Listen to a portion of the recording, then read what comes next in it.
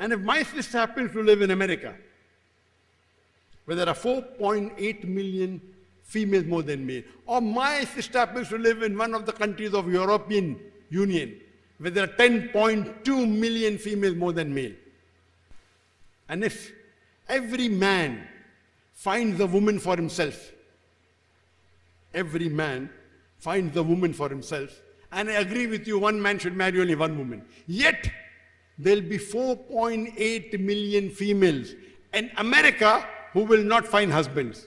There'll be 1.2 million females in Germany who will not find husbands. There will be 10.2 million females in Bangladesh who will not find husbands. There'll be 4.2 million females in Bangladesh who will not find husbands. There'll be 10 million females in Russia who will not find husbands. There'll be 10.2 million females in European Union who will not find husbands. I'm asking the question, if your sister or my sister happens to be one of these women, the only option for them is if the market is saturated. If one man has found a woman for himself, there will be millions of people in America, Bangladesh, Russia, European Union. Millions of females who won't find husband.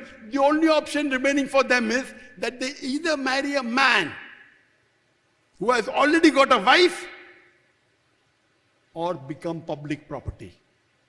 People say, Dr. Zakir, public property, such a harsh word. I say this is the most sophisticated word I can use. There's no third option. You either marry a man who already has a wife or become public property. Any modest woman, if there is no choice for her, she would prefer marrying a man who already has a wife rather than becoming public property. In USA, having mistresses is common. On an average, a man, before he marries a woman, he has 6 sexual partners. On average, some have 2, 3, some have 10, 20. On an average, an American man has 8 different sexual partners before he settles down and marries one. The statistic doesn't say after he marries how many more does he have. That's not mentioned. So I don't know about it. But before an American man marries a woman, he has 8 different sexual partners. So having mistresses in America is common. 5, 10, 20, 100, no problem. But if you have more than one legal wife, they have a problem. When you are mistress, a woman is degraded. A woman is looked down upon. She does not get her rights. She doesn't get peace. She doesn't live peacefully. On the other hand, in Islam, if a woman marries a man who already has a wife, she gets her due rights, she is respected, she gets honor, she is not disgraced, she can walk with her head up. So, in America, having mistress is no problem, law allows you. No problem. Having legally married wife more than one, they have a problem. So if we analyze, the only solution for a man, for a woman, if the market is saturated, she either marries a man who already has a wife or gets public property.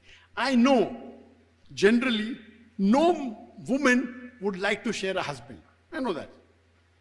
But a Muslimah who has knowledge of Islam, she would not mind sharing a husband to prevent a sister from becoming public property. Everyone doesn't have to do small. Normally the percentage of increase is only 0.5%. That is 50 in every 1,000, approximately. So in Islam, if a woman who has the true knowledge of the deen, she would not mind sharing a husband to prevent a sister from becoming public property.